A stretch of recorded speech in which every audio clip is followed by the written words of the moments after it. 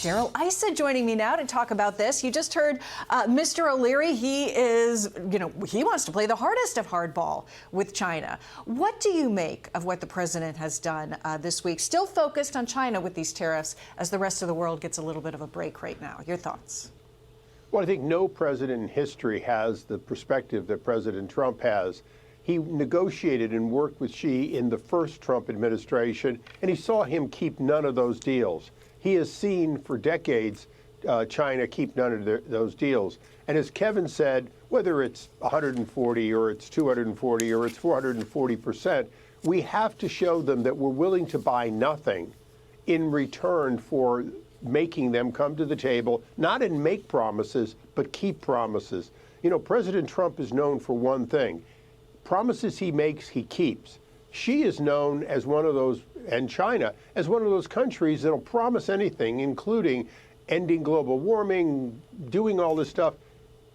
Judge them based on what they've done, which is cheat, not based on what they've done, which is promise. That's what President Trump now is in the process of doing, is making them come to the table and keep promises. Yeah, and as we look at politics, Kevin kind of talked about this a little bit. You know, that President Trump, yourself, all of Congress, there are midterms in which everyone has to answer to the people. She's in a little bit of a different circumstance, but still has to answer to his people more broadly. How much of an effect do the looming midterms, which are still quite a ways away, and we've seen how much changes with this administration already on a week-to-week basis, how much does that play into this going forward? Well, for President Trump, not at all. For Republicans, I think very little. The fact is, we made promises to the American people. They swept our Senate in. They swept the president in by a clear majority, a landslide historically. And that means we have a mandate to do what we promised to do. So as long as we're doing what we promised to do, I don't care when the election is, we're willing to face the voters and say, it may not be a smooth road, but it's the road you asked us to take.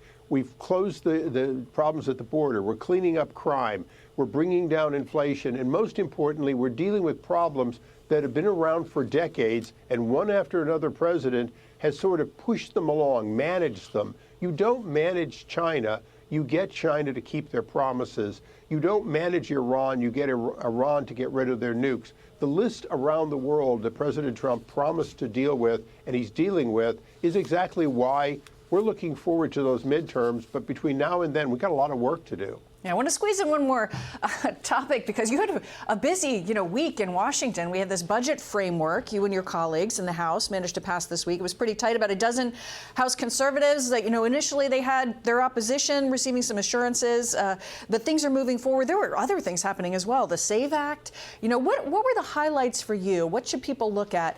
And what about the criticism from the Democrats that the Republicans doing all of this look a little bit chaotic? Well, first of all, the highlight for me was NORA, the bill that reins in rogue judges that passed out of the House. Big win, because it's time for us to do what every administration should want, which is the ability to have some consistency of their executive orders being properly executed and not blocked by some one of 677 judges around the country, many of them very ideologically driven. But, you went back to the budget deal. Look, we had a disagreement. The disagreement was the minimums. The minimum from the House is $1.5 trillion. The minimum from the Senate was like $5 billion. But, after we defined that the minimum is just that, the House is comfortable that we're not going to do $5 billion in spending cuts. We're going to do $500 billion or $1 trillion.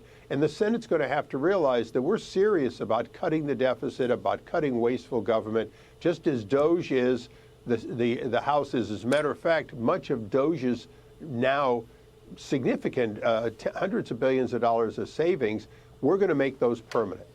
Yeah, very, very interesting. Great point about the No Rogue Rulings Act. You're, of course, one of the authors there. And then House Speaker Mike Johnson, I'll just point out, he said that you all are committed to finding at least $1.5 trillion in savings for the American people. So, Congressman, thank you so much for bringing us your insights, giving us a little bit of your time on this Saturday morning. We greatly appreciate it.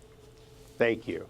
Hey, Sean Hannity here. Hey, click here to subscribe to Fox News YouTube page and catch our hottest interviews and most compelling analysis. You will not get it anywhere else.